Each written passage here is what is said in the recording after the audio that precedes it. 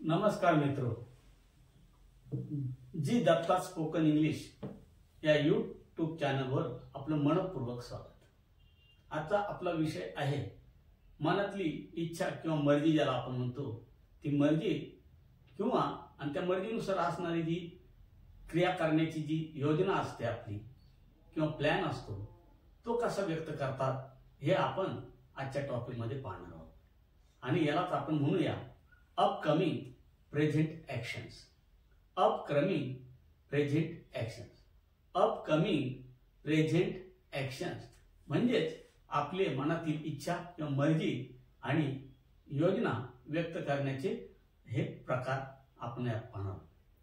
साधारणतः आपली मर्जी किंवा योजना आपण 4 वेगवेगळ्या वाक्यातून व्यक्त करतो, खास करून इंग्रजीच्या बाबतीत।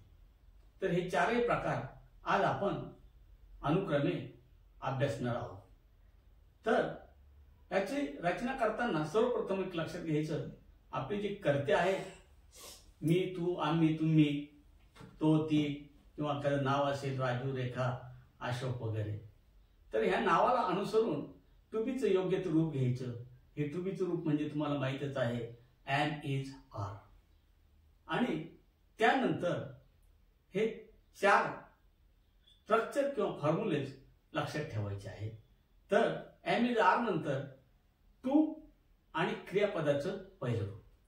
ह्या क्रियापदाच्या पहिल्या रूपाला कुठल्या प्रकारचे यस वगैरे लागत नसतो, एवढं लक्षात ठेवायचं। दुसरा प्रकार जो आहे तो आहे अबाउट टू आणि क्रियापदाचं पहिलं रूप। तिसरा प्रकार जो आहे तो म्हणजे एम, इज, आर नंतर गोइंग टू आणि क्रियापदाचं पहिलं रूप।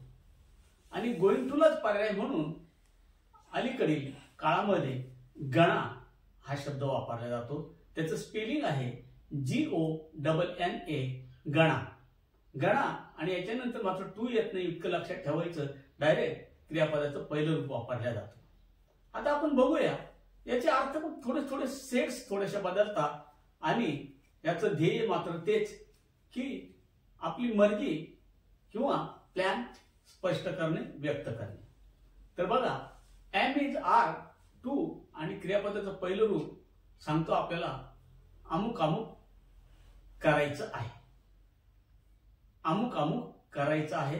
एम, इज, आर, टू क्रियापदाचं पहिलं रूप। त्याचप्रमाणे am, is, are, about to आणि क्रियापदाचं पहिलं रूप सांगतो आपल्याला टिंबटिंब करणार आहे, टिंबटिंब करणार आहे।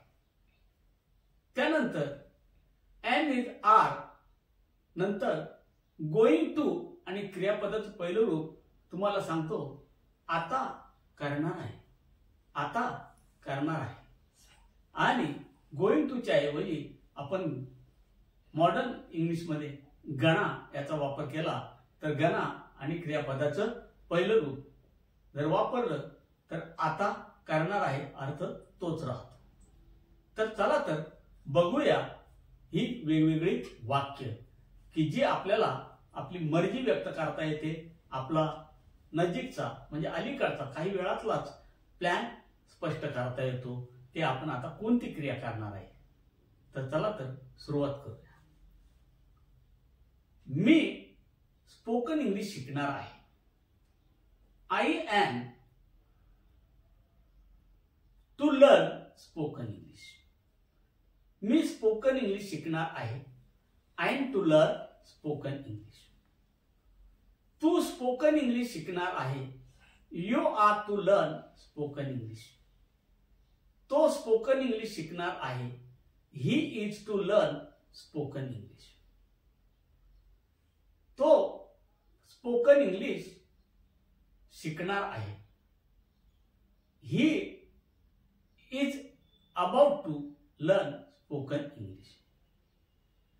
तो आता स्पोकन इंग्लिश शिकणार आहे। He is going to learn spoken English. तो आता स्पोकन इंग्लिश शिकणार आहे। He is going to learn spoken English. तो आता स्पोकन इंग्लिश शिकणार आहे। He is gonna learn spoken English. बघा, आपण 4 याच्यातून ही वाक्य फिरवून आणली। आता पुढे बघूया।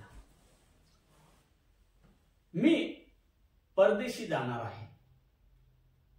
मी परदेशी जाणार आहे. I am about to go abroad. I am about to go abroad. मी परदेशी जाणार आहे. मला परदेशी जायचं आहे. I am to go abroad. I am to go abroad. मला परदेशी जायचं आहे. तो आता परदेशी जाणार आहे. He is going to abroad. He is going to abroad. तो आता परदेशी जाणार आहे. ही इज गना गो अब्रॉड. चला पुढचं वाक्य बघूया. मला पेरू खायचा आहे. मला पेरू खायचा आहे. आय एम टू ईट गवा. I am to eat guava. तो आता पेरू खाणार आहे. He is going to eat guava. तो आता पेरू खाणार आहे. ही इज गना ईट गवा. मी कार खरेदी करणार आहे.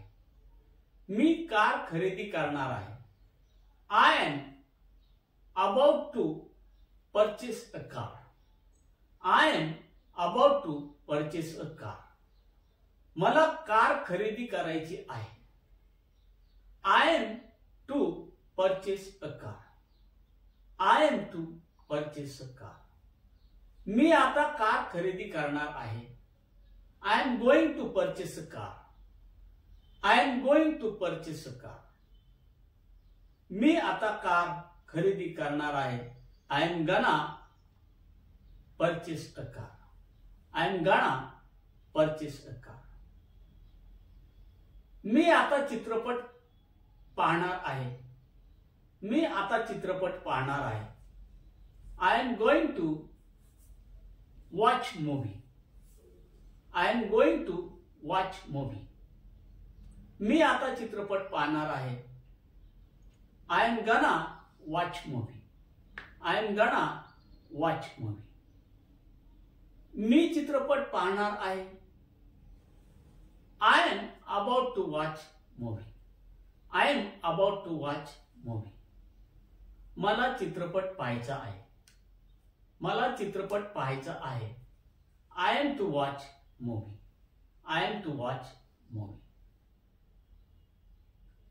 मला वर्तमानपत्र वाचायचंय. मला वर्तमानपत्र वाचायचं आहे. I am to read newspaper. मला वर्तमानपत्र वाचायचं आहे. I am to read newspaper. मी आता वर्तमानपत्र वाचणार आहे. मी आता वर्तमानपत्र वाचणार आहे. I am going to read newspaper. मी आता वर्तमानपत्र वाचणार आहे. I am gonna read newspaper. मी वर्तमानपत्र वाचणार आहे. I am about to read newspaper. I am about to read newspaper. मला झाडाखाली बसायचं आहे. मला झाडाखाली बसायचं आहे. I am to sit under a tree. I am to sit under a tree. तो आता झाडाखाली बसणार आहे. He is going to sit under a tree. He is going to sit under a tree. तो आता झाडाखाली बसणार आहे. He is gonna sit under a tree. तो झाडाखाली बसणार आहे. तो झाडाखाली बसणार आहे. He is about to sit under a tree. He is about to sit under a tree. मला गृहपाठ करायचा आहे. मला गृहपाठ करायचा आहे. I am to do homework. I am to do homework. तू गृहपाठ करणार आहे. तू गृहपाठ करणार आहे. You are to do homework. You are to do homework. तू गृहपाठ करणार आहे. You are about to do homework. You are about to do homework. तो आता गृहपाठ करणार आहे. तो आता गृहपाठ करणार आहे. He is going to do homework. He is going to do homework. तो आता गृहपाठ करणार आहे. He is gonna do homework. He is gonna do homework. मला बुद्धिबळ खेळायचं आहे. मला बुद्धिबळ खेळायचं आहे. I am to play chess. I am to play chess. तो आता बुद्धिबळ खेळणार आहे. तो आता बुद्धिबळ खेळणार आहे. He is going to play chess. He is going to play chess.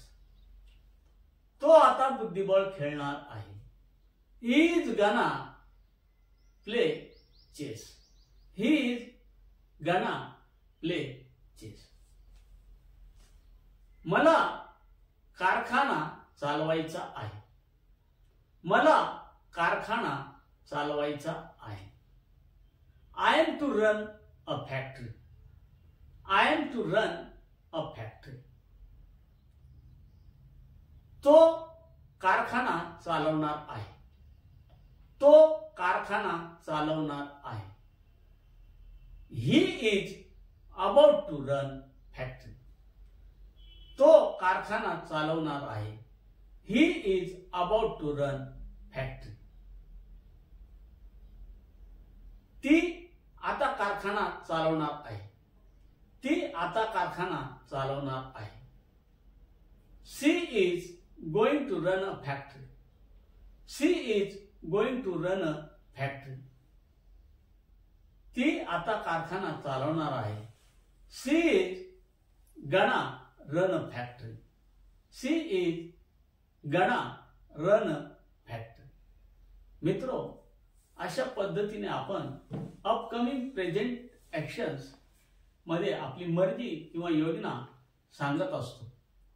जर आपल्याला हा व्हिडिओ आवडला असेल तर नक्कीच लाईक शेअर करून सबस्क्राईब करायला विसरू नका. धन्यवाद.